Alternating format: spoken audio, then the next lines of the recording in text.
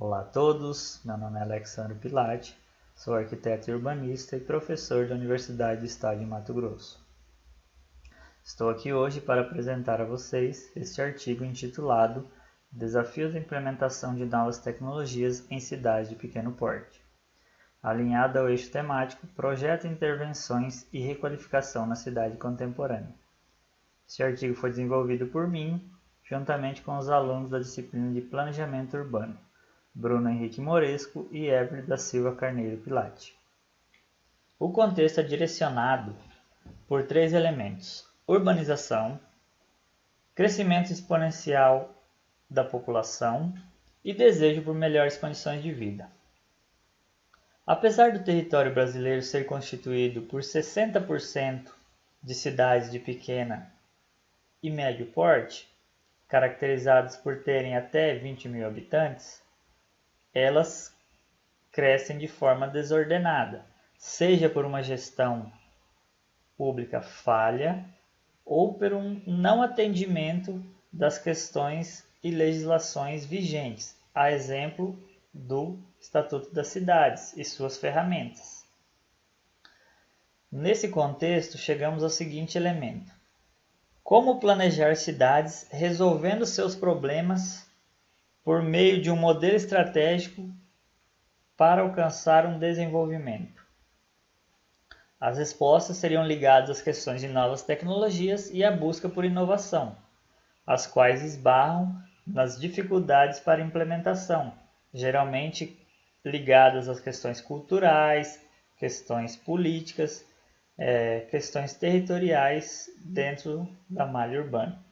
O cenário da cidade de pequeno porte é de crescimento desordenado, seja ele provocado por uma falta de planejamento, por uma não observância das legislações urbanas, ou até mesmo por uma questão de cuidados maiores com as questões individuais do que com as coletivas. Esses procedimentos vão provocar impactos no meio urbano, sejam eles ambientais, sociais, como é o caso da segregação, ou econômicos.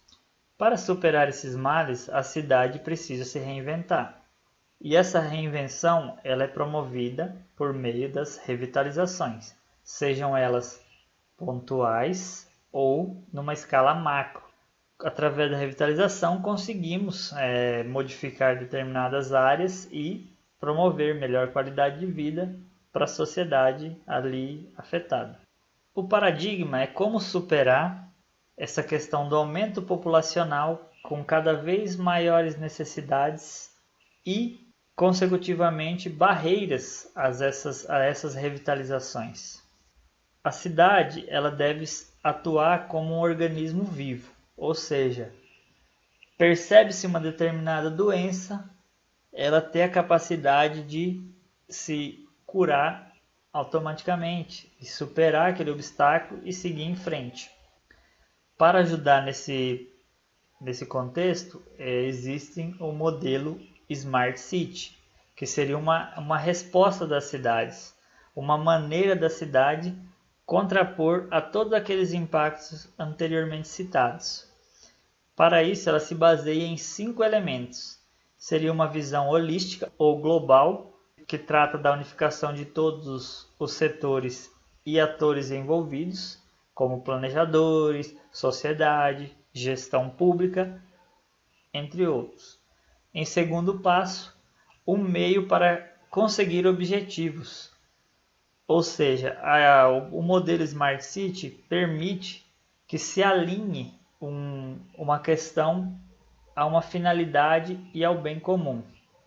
Em terceiro item, a tecnologia como fator disruptivo, ou seja, a tecnologia vir para quebrar essas barreiras, seja pelo agrupamento de mentes brilhantes, seja pela criação de clusters de inteligência ou outros fatores ligados à tecnologia. Em quarto ponto, estabelecer um novo modelo de relação, onde permita uma interação maior entre os agentes que promovem esse planejamento urbano, a exemplo de arquitetos, engenheiros, sociólogos que estão na primeira linha e os gestores públicos em si, prefeitos, vereadores, secretários. E em quinto ponto, é uma questão de ser sustentável, trabalhar o ciclo de consumo urbano, a entrada de matéria-prima e a saída de resíduos. A tratativa de ser sustentável no meio urbano trata diretamente desse diagrama mostrado pela figura 1.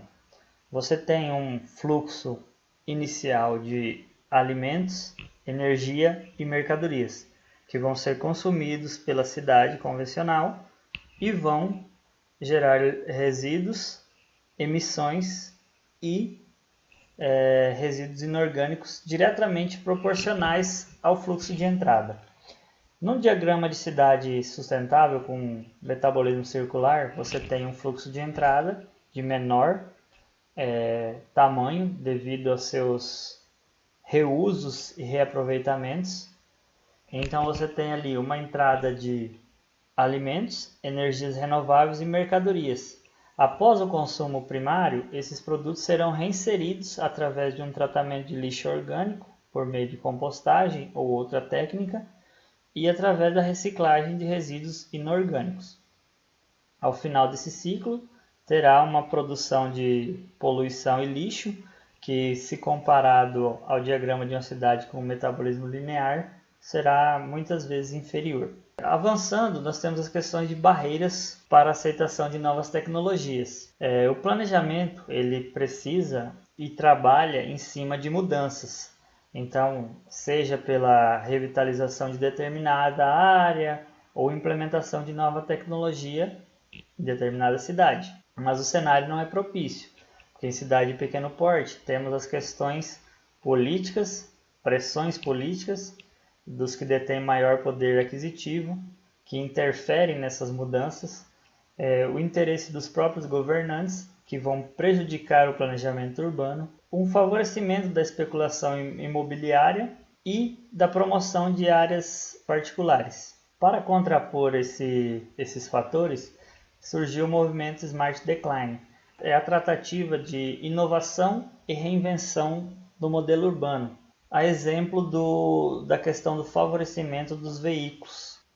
O Smart Decline chega com a tratativa de alterações dos padrões de revestimento, compreensão do microclima, dos elementos aplicados, das necessidades de uso do solo. Agrupando essas informações, você tem um potencial tratativo para implementar as questões de favorecimento do pedestre e um equilíbrio entre o real fluxo de veículos e o favorecimento dos pedestres. Outro item a ser observado é a quebra de paradigmas.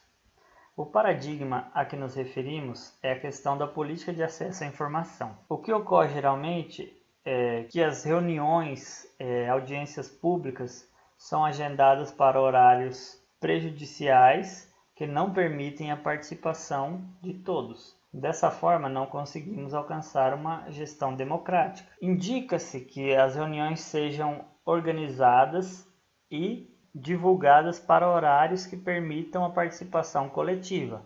Dessa forma, iremos alcançar o interesse coletivo e uma aceitação melhor das propostas, reduzindo as dificuldades de implementação da intervenção ou de outra característica para melhoria da qualidade de vida. Outra questão é a falta de recursos. Geralmente municípios pequenos têm uma arrecadação menor, o que prejudica a questão de inserção de novas tecnologias, contratação de mão de obra qualificada, prejudicando a implementação de mudanças. Para superar essa barreira, sugere-se parcerias público-privadas que vão atrair investimento, que vão facilitar esse processo de transição, atraindo mão de obra qualificada de forma terceirizada e permitindo um diagnóstico das potencialidades, oportunidades a serem aproveitadas. Esses investimentos, sejam eles imobiliários, em questões de polos tecnológicos, vão atrair novas pessoas para a cidade e, consecutivamente, melhorar o espaço aonde elas forem inseridas. Avançando em barreiras à implementação de mudanças, temos as questões dos custos. O desenho urbano, por si só, ele interfere diretamente no custo. O modelo urbano brasileiro ainda é de uma cidade dispersa. Então é difícil ter uma tratativa de questões sustentáveis numa cidade que você tem longas distâncias a superar. Para isso se indica que aos poucos a cidade vá se remodelando e consiga atingir um padrão de cidade compacta, ou seja, diversidade de usos, proximidade de local de trabalho e moradia, maiores índices de ocupação do solo por meio de verticalização e afins. Ao se alcançar um modelo cidade compacta, é possível analisar, como nesse estudo que nós fizemos aqui, sempre avaliar novas tecnologias a longo prazo, o custo-benefício a longo prazo, como indica a tabela 1. Se fizermos uma análise a curto prazo, optaríamos pelo pavimento asfáltico, porque o seu custo é muito inferior à questão do pavimento em bloco intertravado. Para 10 metros quadrados, o pavimento asfáltico custa R$ 200,70. Para a mesma área, o bloco intertravado custa R$ 528,10. Então, se analisarmos a curto prazo, optaríamos com certeza pelo pavimento asfáltico. Mas e as características a longo prazo? Qual permite uma melhor manutenção das questões de tubulações enterradas? Qual permite uma permeabilidade do solo? Qual permite uma trafegabilidade com controle de velocidade e afins? Então, analisando a longo prazo, as alternativas sustentáveis e tecnológicas vão com certeza superar as opções tradicionais. Outro fator que interfere na aceitação de novas tecnologias é o processo de transição, pois nós temos um cenário de baixa qualificação, o que promove projetos falhos e que vão impactar diretamente o estilo de vida das pessoas da região afetada. Exemplo: projetos falhos que vão gerar obras lentas, que vão promover cortes de água e energia duradouros, aglomerado de trabalhadores nas vias públicas, prejudicando o tráfego e até o descanso das pessoas que ali residem. Um fator para superar esse obstáculo seria a qualificação da mão de obra e o trabalho com esquemas inteligentes, facilitando a execução e reduzindo o prazo das obras. A falta de profissionais qualificados também é uma barreira. Ela já foi citada anteriormente, pois faz parte de praticamente todos os processos. A qualificação é inerente ao avanço das tecnologias e do processo de inovação e interfere diretamente na aceitação desses processos. Para superar esse obstáculo, indica-se os 3 T's: tecnologia, talento e tolerância. Ou seja, investir em qualificação, absorver os novos talentos e, por último, a tolerância, que permite compreender a real vertente e absorver o contingente para atender às demandas locais. E, por fim, os impactos, ou seja, toda ação gera uma reação. E se você tem a capacidade de promover uma mudança em determinada área, esse espaço vai ter uma valorização, pode sofrer um processo de gentrificação ou segregação urbana, dificilmente sendo controlado. Neste artigo foram analisadas barreiras à implementação de mudanças no ambiente urbano consolidado de pequenas cidades. Dentre as principais barreiras, temos a barreira cultural, os paradigmas, a falta de recurso e inovação, a análise de custo, a transição e a falta de qualificação. Na questão cultural, temos ainda aquela visão de favorecimento das pessoas de maior poder aquisitivo.